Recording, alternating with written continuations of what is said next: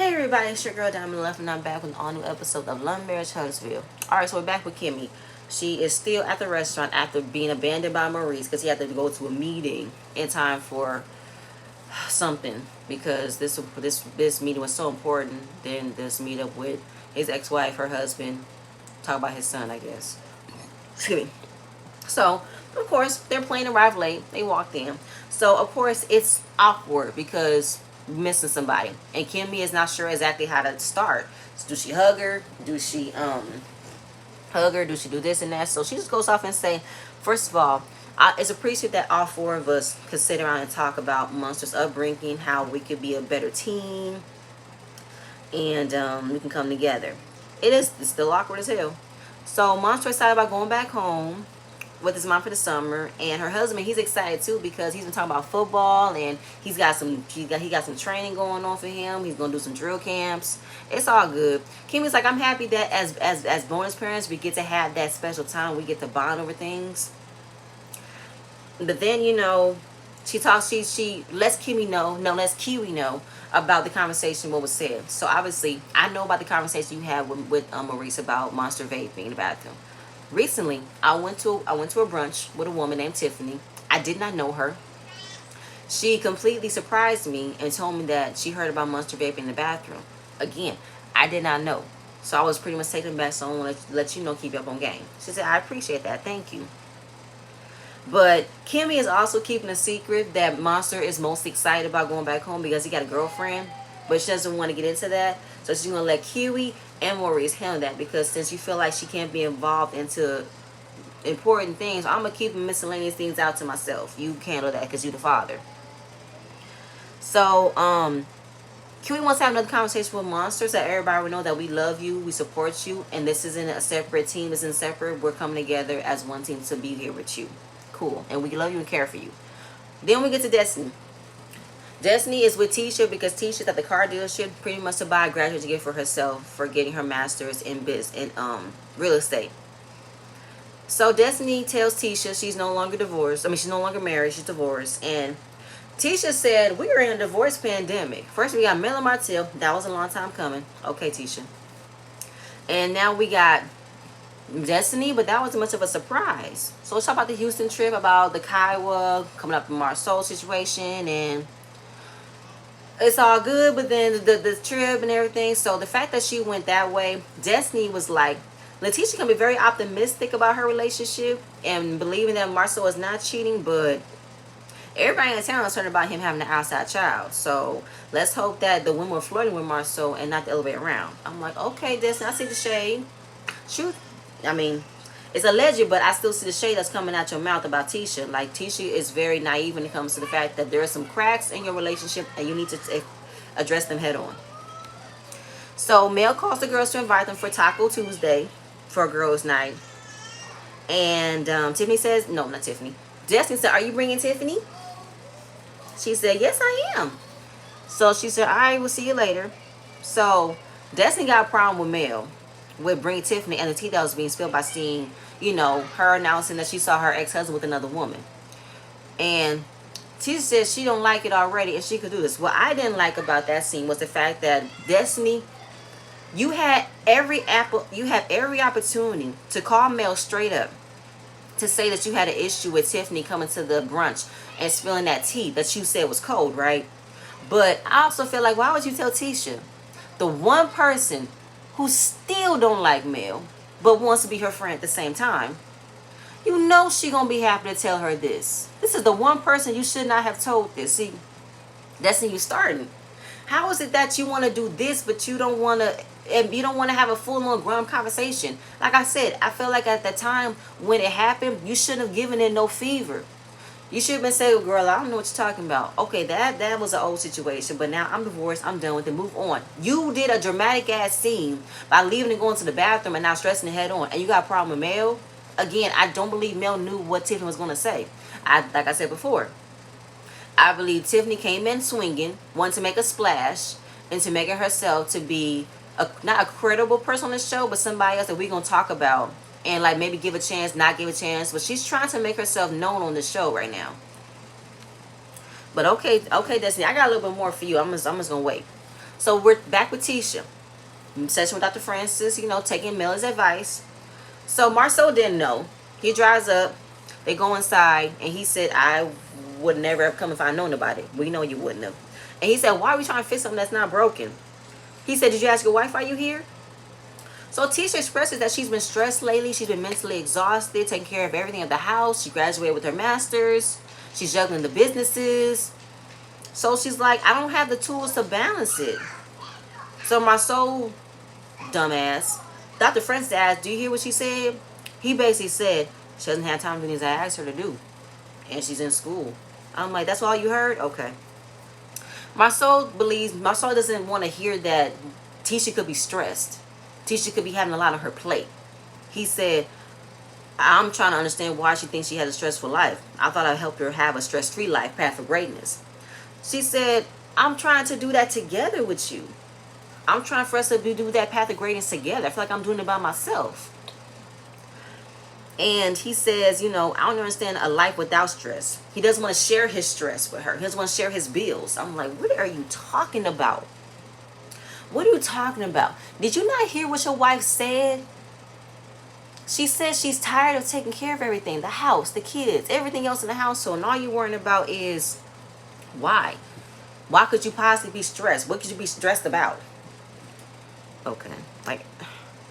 And then, of course, the whole thing about him being the year to handle this. He doesn't want to share what he goes through at work with her. Oh my God. And this is my year to handle. This is my year to handle the business. My year. She said she wants to be superwoman. She got this. She said, "It's not about being a superwoman. It's about understanding the fact that I have put my dreams and desires on hold for our marriage and for our kids.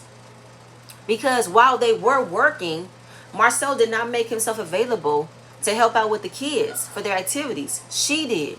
While she was working a 9 to 5, she would leave, handle the kids' things, go home, cook, clean, make sure the kids were good, make sure you were good, with no help. With no help." And he said, "I hate it when you talk about how you do this is stressful when I pay for the house. I have made where you comfortable, where you spend money like water. Why is it that you complain about this? I hate that you complain about everything." I was so pissed off in this scene. I said, "Marceau, you narcissistic, chauvinistic bastard. You are, oh my God." I was so mad in this scene. I said, just because you pay the fucking mortgage doesn't mean shit. Thank you. But do you also understand what goes on in this house? I have to take care of 3 kids that you don't know what it's allergic to. You don't know how to feed them, don't know how to dress them. And basically said, Dr. Francis said it the best. So you basically saying she should shut the fuck up and be appreciative of the fact that you provided her a paid for house, some cars, and that's it. That's what you're basically saying, that she should complain at all. Complain about how not getting no sleep. Complain about not getting no help. I got to take care of 3 kids plus myself, a household, and you, and the business. Okay. And then Marcel says she wants to spend quality time, but she also wants to spend money. At the same point in time, I feel like, what is the problem, Marcel? The way that he is defending what he needs to do to not spend time with her, it makes me believe he does not want to be around her. He does not view her as a partner. He does not view her as his wife. He does not love her. Don't love her at all. And then, of course, the whole thing about spending money. First of all, you spend more than me. What I spend on me plus 3. I'm buying groceries. I buy clothes. When's the last time you bought clothes for the kids? Never. When's the last time you bought groceries for the house? Never. So I'm doing everything in the household based off of what I need to do. I spend money. Yeah, I might spend money on myself at the same point in time. I deserve it. You spend money on materialistic things that's just you alone. You don't think of nobody but yourself. Then it's like, when it comes to her spending, he says we don't have enough. And she spends a lot of money. It gives him the reason to go out and make it up. She said, "We don't have to unless you budget." I feel like, okay. Because the way that he's going about they don't have enough, I feel like, what y'all on a teacher's salary? Y'all got to make this $2,400 last the entire month until the next check comes in again. Like, I feel like, Marceau, you act like you guys are completely broke right now. How much are y'all spending? First, you got the house. Then you got Frost Bistro. Then you got all the other businesses. You don't know how to conduct yourself, Marceau. You don't know how to manage business. You don't know how to manage your money. And then, of course, it's the whole thing about how whenever Marceau is asked a question, he talks in circles. He keeps talking, making himself sound more intelligent. And Dr. Francis said, Marceau likes to talk. Because what he says makes sense, right? He could talk himself out of a rock quarry. She said, we have conversations like that. I would say something. He would try to talk about it, talk around it, say it doesn't make sense. Because it's what he believes. If I say I don't believe it, or if I say it doesn't make sense, he's going to say that I'm wrong. And then he's going to leave and come back and say it should have been like this. But then when it comes to him saying, to be fair, I be listening when I be talking. You listen to yourself and only yourself. You listen to somebody else. At the end of the day, teacher just wants to work together as a team. And make sure her feelings are heard. And make sure you are putting yourself quality time. And Dr. Francis asked, do you love her? Do you love yourself in order to understand how she feels? In order for you to love her? He said yes. So she's like, what do you want? I want us to establish more quality time. I'm not asking for it every time, but I'm saying carve out at least something. So we can have family time, couple time, kids time, everything. So he gets on his phone, asks Siri to remind him that date night is every Thursday at 8. Dr. Francis was like, let me tell you something. I don't need a reminder to remind me of something that's important to me. He looks at teacher and said, did you not see what he just did to you? He booked you like an appointment. You want to be an appointment? He said, no. I felt like, Marceau, you just don't care. Marceau realized that he needs to prioritize things that are important to him and do better. But he don't, because Marceau wants to use every excuse in the book to not have to do it. If he wants to be, I need to work, I need to work, I need to work, I need to work. I need to be able to work, I need to be able to work, I need to be able to work. Okay, if that was the case, Marceau, then you should be fucking single. Then why the hell did you marry Tisha, birth 3 children, but all you wanted her to do was to stay at home, cook, clean, take care of you when you wanted to. You did not want her to work, but now that she's about to get back into work, you want to shortchange her by telling her she couldn't spend. I can't win. You don't want me to work, but you don't want me to spend money. I have to spend money because we have kids we need to feed. We have a household we have to take care of. I paid the mortgage off. What the fucking do? Thank you. The more that Marceau talks, the more I'm irritated. Because he doesn't want to do it. He doesn't want to be a husband. He doesn't want to be a father. He doesn't want to do anything. And he does not show any appreciation or gratefulness towards Tisha and what she has done for him. He doesn't show gratitude. But he wants everybody else to kiss his feet and say, thank you, Marceau. Thank you, daddy. Thank you, husband. Fuck you. Tisha wants to come back and do it regularly, but Marceau believes he's cured. Please. Dr. Francis saw the bullshit. That's why he saw the bullshit between Martell. He's like, Lord, y'all don't need to be together. But then Marceau didn't like how the gang get him. He felt like Dr. Francis and Tisha were ganging up on him. No, Dr. Francis saw through your bullshit and kept your ass in the fucking fire, and you couldn't take it. Then, of course, he said, it doesn't matter. Everybody needs to be accountable. Accountable for what?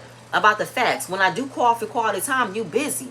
Okay, Marceau, if she's done that, okay, I understand that. It is kind of fucked up that if she's not, taking your calls and accepting your invite for quality time, but I feel like you wanted to put the blame on Tisha for making it, for first of all, spring you along on this trip, spring you along on this session that you did not know about. But you also feel like you want to blame her for the shit that you take a big participant in. You do not love her. You do not care about her. You do not know. You don't. You want to use her, manipulate and control her. Prey on her insecurities and everything. Like I said, Tisha might be a little bit, not communicating about, oh, my bad, baby. Maybe we can try to reschedule. But Marceau, you're not the innocent one in this. You feel like you cannot do no wrong. You and Maurice and Marceau got that really bad. You guys do not feel like what you do is wrong. You feel like you do the bare minimum, which is I pay the bills, I pay the mortgage, I do this, y'all kiss my feet and do everything else, and that's it. I don't need to hear y'all complaining. Goodbye and good night. Goodbye and good night and goodbye. She said, okay, fine, we're done. We're not going to do this no more. She leaves. I felt like, Marceau, you gaslighted her. This is stupid. Okay, well, at the same... No. Ending it.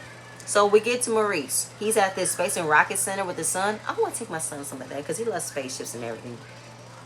He had a conversation with Monster about vaping in the bathroom, saying that I was wrong. Society has made it hard for young black men to succeed because one wrong move, they're labeled as statistic, not going to amount to nothing because they made one wrong choice.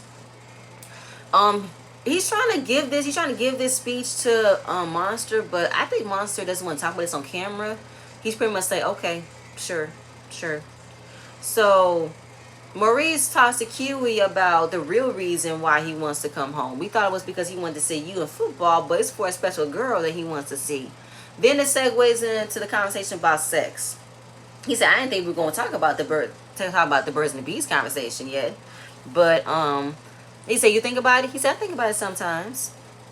But he said, but you know, Maurice was talking about how sex is normal, it's a motivator, it's all this and that. But then Huey came with everything. It's not just it's good.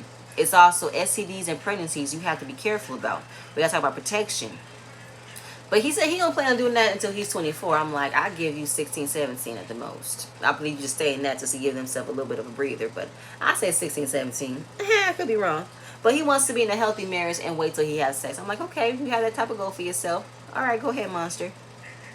So we get a quick segue to Tiffany. She's in the bathroom getting ready. So she tells Luis about the story about how she met Destiny at Mel's house at her baby daddy, with her baby daddy. I'm like, did Tiffany, you starting already? You're continuing to start. The whole thing about how you're now not addressing the fact that she's divorced from her ex-husband. You want to say her baby daddy. Okay, Tiffany. Okay, that wasn't cool. Lewis said that might not have been the best way to meet somebody, but you're going to have to try to, like, you know, meet a common ground. Tiffany said she's a blunt person. She's transparent. She's authentic. And if you get to know the real me, this is what you're going to get. I'm not going to change. But that's pretty much it. I don't know. It got weird after that. So we're ending it with Mel. Mel invited Tisha earlier so she can conversate and talk and see how things go. Of course, Tisha was super happy to come over. I loved her ponytail. Because they're still building their friendship. So Tisha tells her about the session, that it was cool and everything. And Mel is like, well, I'm happy she had a good start. Maybe they could work better than me and Martell did. See where that went.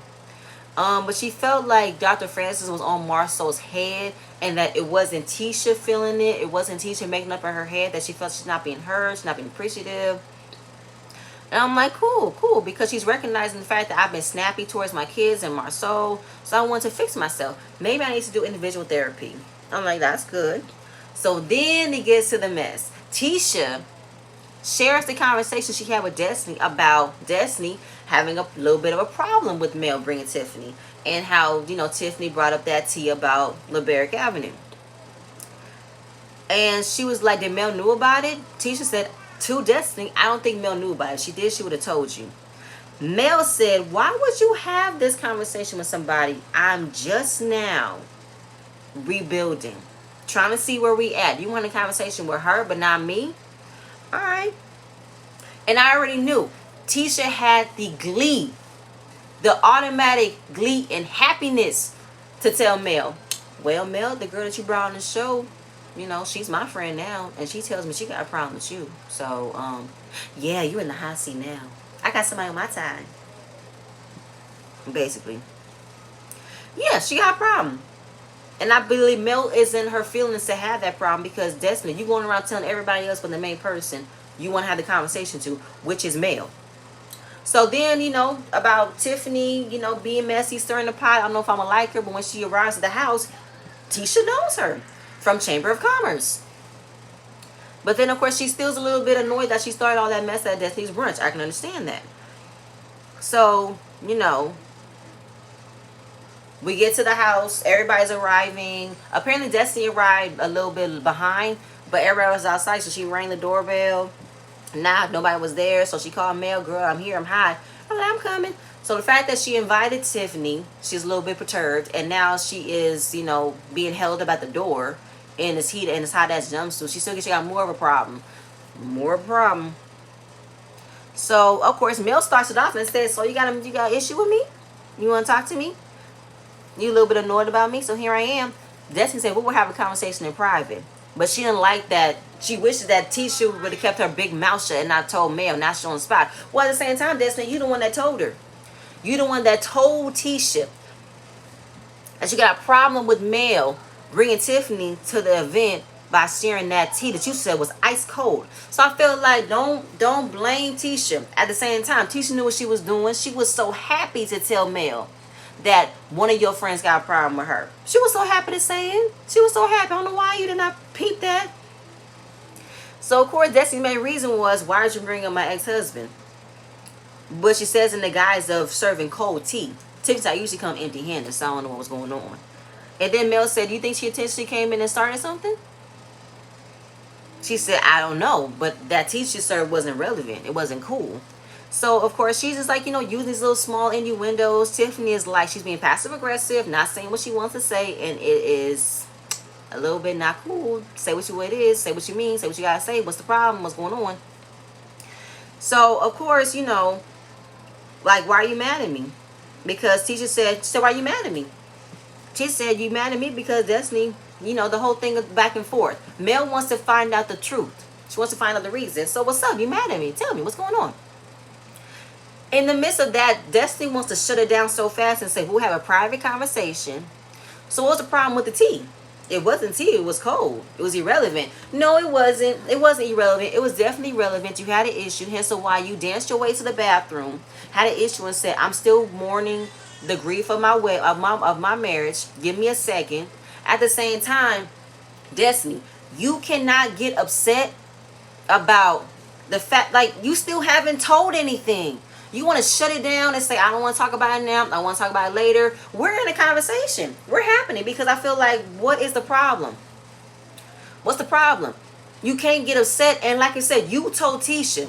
Tisha brought the mess to the table. Mel wants to address it. Now what? You so blunt. You so authentic, this, and you tend to, like, not hold your tongue when you want to get things popping. If Kimmy, like you and Kimmy supposed to be alike, right?